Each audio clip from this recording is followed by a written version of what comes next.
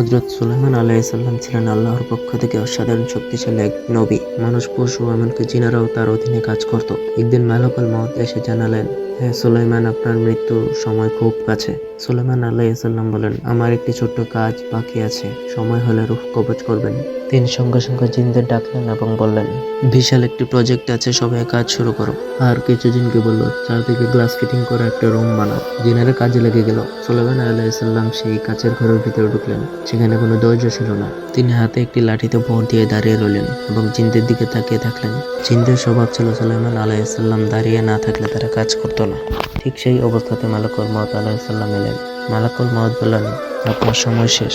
সুলাইমান আলাইহিসসালাম তখন বললেন, ঠিক আছে, আমি দাঁড়িয়ে থাকা অবস্থায় আপনি রূহ কবজ করুন। তখন মালাকুল মউত দাঁড়িয়ে থাকা অবস্থাতেই সুলাইমান আলাইহিসসালামের রূহ কবজ করলো, কিন্তু ওনার দেহ মাটিতে পড়ল না। তিনি লাঠির উপর ভর দিয়েই দাঁড়িয়ে রইলেন। জিনেরা ভাবল, নবী তো দাঁড়িয়ে আছেন, কাজ থামানো যাবে না। তারা দিনরাত কাজ করতে লাগলো। পুরো প্রজেক্ট শেষ হয়ে গেল। একদিন আল্লাহর হুকুমে একটি জেজু পোকা, ওই পোকা লাঠির ভিতরে ঢুকে সেটি খেয়ে ফেললো। লাঠি ভেঙে যেতে সুলাইমান আলাইহিসসালাম তপস করে মাটিতে পড়ে গেলেন। তখন জিনেরা বলল, আয় হায়, এতদিন খালি খালি কাজ করলাম,